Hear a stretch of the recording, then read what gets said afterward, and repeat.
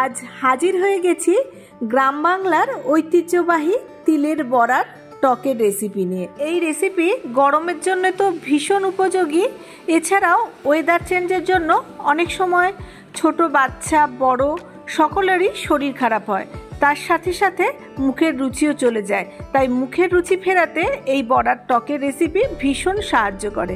নমস্কার বন্ধুরা, কেমন আছেন সবাই? আশা করি আপনারা সকলে খুব ভালো আছেন।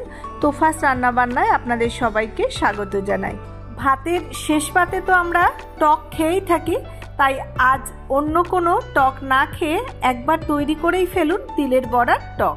রেসিপিতে যাওয়ার আগে আমার চ্যানেলটা এখনও যারা সাবস্ক্রাইব করেননি তারা ঝটপট সাবস্ক্রাইব করে ফেলুন এবং পাশের বেল বাটনটা ক্লিক করে রাখুন, যাতে আমার নতুন কোনো রেসিপি এলেই সাথে সাথে আপনারা দেখতে পারেন। আর রেসিপিটা যারা ফেসবুক পেজ থেকে দেখছেন পেজটাকে একটু ফলো করে দেবেন। প্রথমেই আমি নিয়ে নিয়েছি বেশ কিছুটা তিল, আর তিলটাকে আমি জল দিয়ে খুব ভালো করে একটু ডলে ডলে ধুয়ে নিয়েছি, যাতে এর মধ্যে ধুলোবালি বা নোংরা যেটা থাকে সেটা পরিষ্কার হয়ে যায়। ধুয়ে জল ঝরিয়ে কিছুক্ষণ রেখে দিয়েছি যাতে বাটতে সুবিধা হয়। তিলটাকে আমরা প্রথমে বেটে নেব। তিলটা আমি আধ ঘন্টা মতো এভাবে রেখে দিয়েছি। এবার আমি মিক্সিতে তিলটাকে একদম মিহি করে বেটে নেব। আমি কিছুটা তিল প্রথমে বেটে নিয়েছি, আপনারা কিন্তু এটা শিলেও বাটতে পারেন। আর মিক্সিতে যখন আমি পেস্ট করেছি একটু কিন্তু জলের মধ্যে দিইনি, মানে একটুও জল দেওয়া যাবে না, একদম আমার মতো টাইট করে বেটে নিতে হবে। তবে বাটাটা কিন্তু একদম স্মুথ হতে হবে। দেখুন আমি একদম স্মুথ করে তিলটাকে বেটে নিয়েছি। এবার একটা বাটির মধ্যে তুলে রাখছি। বাটিটাকে আমি একটু সাইড করে রাখছি। আরও খানিকটা তিল আমার রয়ে গেছে, ওটাকেও বেটে নেব। ওটাকেও আমি মিক্সির জারের মধ্যে দিয়ে দিচ্ছি, তারপর আবার একই রকমভাবে বেটে নেব। তিল খাওয়াও কিন্তু স্বাস্থ্যের পক্ষে ভীষণ উপকার। সম্পূর্ণ তিলটাই আমার খুব ভালো করে বেটে নেওয়া হয়ে গেছে, আর পুরো তিলটাকেই আমি বাটির মধ্যে ঢেলে নিলাম। এবার এই তিল বাটার মধ্যে দিয়ে দিলাম অল্প করে একটু নুন, আর নুন দিয়ে হাতে করে ভালো করে তিলটাকে একটু মেখে নেব। তিলটা কিন্তু ফেটানোর কোনো দরকার নেই, নুনটা ভালোভাবে তিলের মধ্যে মিশিয়ে নিলেই হবে। দেখুন আমি নুনটা ভালো করে মিশিয়ে নিয়েছি। এবার এটাকে রেখে দেব। এই তিলের বড়ার টকটা আমি তেঁতুল দিয়ে করব। আমি এখানে নিয়ে নিয়েছি কিছুটা তেঁতুল। তেঁতুলটাকে আমি প্রথমে একটা বাটির মধ্যে দিয়ে একটু জল দিয়ে ভিজিয়ে রেখে দেবো, যাতে তেঁতুলের পাল্পটা খুব সহজে আমি বার করে নিতে পারি। তেঁতুলটা এভাবে একটু জলের মধ্যে ভিজিয়ে রেখে দিলাম। এরপর আমি একটা গ্যাসে তাওয়া বসিয়ে দিয়ে কিছুটা সর্ষের তেল দিয়ে দিচ্ছি, তবে খুব বেশি তেল দেওয়ার প্রয়োজন নেই। আমি 2 টেবিল চামচ মতো তেল দিয়ে দিলাম, আর খুন্তি দিয়ে তেলটাকে আমি তাওয়ার মধ্যে ভালো করে ছড়িয়ে দিচ্ছি। এটা আপনারা কড়াইও করতে পারেন। আমি এখানে তাওয়ার মধ্যে বড়াগুলো ভাজবো, যাতে একসাথে অনেকগুলো বড়া ভাজা হয়ে যায় আর বড়াগুলো উল্টাতেও বেশ সুবিধা হয়।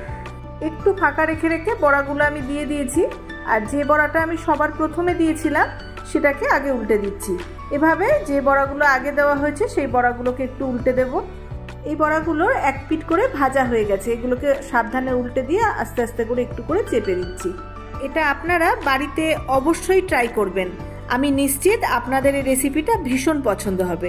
সব বড়াগুলো একে একে উল্টে দেওয়ার পর আবারও অল্প একটু সর্ষের তেল ছড়িয়ে দিচ্ছি, যাতে এই পিঠটাও ভালো মতো ভাজা হয়ে যায়। আমি আগেই বলেছি খুব বেশি তেল দেব না বড়ার মধ্যে, অল্প তেলেই আমি এভাবে সেঁকে সেঁকে বড়াগুলোকে ভেজে নেব। আর গ্যাসের ফ্লেমটা কিন্তু আমি লো টু মিডিয়ামে রেখে বড়াগুলো আস্তে আস্তে ভাজবো, যাতে ভিতর পর্যন্ত বড়াটা খুব ভালোভাবে ভাজা হয়, যাতে ভিতরটা কাঁচা না থাকে। উল্টে পাল্টে বেশ একটু সময় নিয়ে বড়াগুলো কিন্তু আমি বেশ ভালো মতো ভেজে নিচ্ছি। যে বড়াগুলো সবার প্রথমে দিয়েছিলাম সেই কয়েকটা বড়া আগেই ভাজা হয়ে গেছে, আমি তুলে নিচ্ছি। তবে দেখবেন বড়ার ভিতরে যেন কাঁচা না থাকে, কাঁচা থাকলে কিন্তু বড়াগুলো যখন আমি ঝোলের মধ্যে দিয়ে ফোটাবো তখন বড়াগুলো গলে যাবে। যে বড়াগুলো একদম লালচে লালচে করে ভাজা হয়ে গেছে সেগুলো সব বেছে বেছে তুলে নিচ্ছি। বাকি সব বড়াগুলোই আমি একই রকম ভাবে ভেজে তুলে নেব।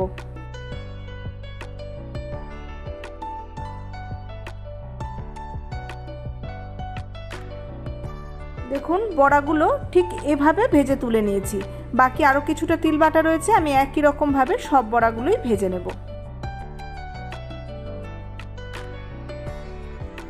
সব বড়াগুলোই আমার একদম ভেজে নেওয়া রেডি হয়ে গেছে। এবার আমি একটা কড়াই বসিয়ে নিয়েছি গ্যাসের মধ্যে। কড়াইটা গরম হয়ে গেলে খুব সামান্য একটু তেল দিয়ে দিলাম।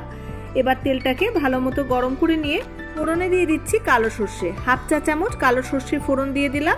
ফোড়নটা কয়েক সেকেন্ড মতো একটু ভেজে নেব।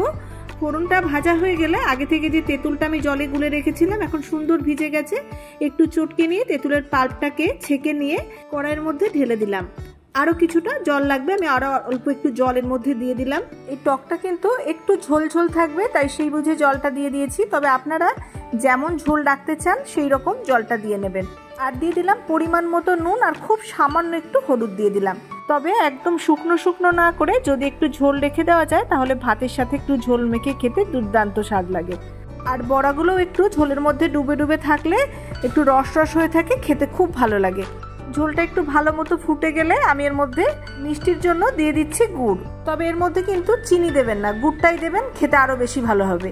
আর মিষ্টির পরিমাণটাও কিন্তু আপনারা আপনাদের নিজস্ব পছন্দ মতো দিতেই পারেন। তবে এটা কিন্তু টক হয় না, একটু মিষ্টি হয়, তবে খুব তীক্ষ্ণ মিষ্টিও হয় না। টক, নুন, মিষ্টি সব একদম সমান সমান। এটার স্বাদটা অনেকটা ঠিক তেঁতুলের মিষ্টি আচার যেমন হয় ঠিক সেই রকমভাবে মিষ্টিটা এর মধ্যে দিতে হয়। গুড় দেওয়ার পর আমি একটু টেস্ট করে দেখে নিয়েছি, আমার আরও একটু গুড়ের প্রয়োজন ছিল, তাই আমি আবার একটু গুড় দিয়ে ভালো করে নেড়েচেড়ে মিশিয়ে আবার একটু ভালো করে ফুটিয়ে নেব যাতে গুড়ের গন্ধটা চলে যায়। গুড় দেওয়ার পর আমি খুব ভালো মতো ফুটিয়ে নিয়েছি। এবার তিলের বড়াগুলো সব ঝোলের মধ্যে দিয়ে দিচ্ছি।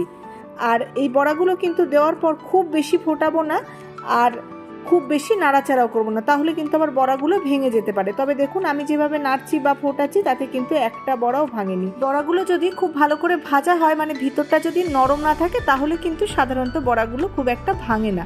এবার খুন্তি দিয়ে নেড়েচেড়ে ভালো করে বড়াগুলোকে ঝোলের মধ্যে একটু মিশিয়ে দিলাম। এবার ঢাকা দিয়ে 4-5 মিনিট মতো একটু ভালো মতো ফুটতে দেবো। 4-5 মিনিট খুব ভালো মতো ফুটিয়ে নেব যাতে বড়ার মধ্যে ঝোলটা ভালো মতো ঢুকে যায়। 4-5 মিনিট পর ঢাকাটা খুলে নিলাম। আর এখন কিন্তু খুব ভালো করে বড়াগুলোর মধ্যে ঝোল ঢুকে গেছে আর টক কিন্তু আমার রেডি হয়ে গেছে। এবার আমি গ্যাসের ফ্লেমটাকে অফ করে দিয়ে আবারও ঢাকা দিয়ে দিলাম আর কিছুক্ষণ আমি স্ট্যান্ডিং টাইমে এভাবে রেখে দেবো। এখন কিন্তু তিলের বড়ার টক সম্পূর্ণ রেডি হয়ে গেছে পরিবেশন করার জন্য। আমি একটা অন্য পাত্রে ঢেলে রাখবো। তবে এই বড়ার টক কিন্তু গরম গরম নয়, একটু ঠান্ডা হলেই খেতে ভালো লাগে। সবচেয়ে বেশি ভালো হয় যদি এটাকে বাসি করে খাওয়া যায়, তাহলে এর মধ্যে ঝোলটা আরও বেশি ভালো মতো করে ঢোকে আর মজে ভালো। এবার গরম ভাত অথবা পান্তা ভাত যে কোনো ভাতের সাথে একবার এই তিলের বড়ার টক খেয়ে দেখুন। একবার খেলে এর স্বাদ আশা করি ভুলতে পারবেন না। আর আপনারা ট্রাই করে অবশ্যই আমাকে কমেন্ট বক্সে কমেন্ট করে জানাতে ভুলবেন না আপনাদের কেমন লাগলো। আপনারা সকলে খুব ভালো থাকবেন। দেখা হবে খুব শীঘ্রই নতুন আরও একটা রেসিপি নিয়ে। ধন্যবাদ।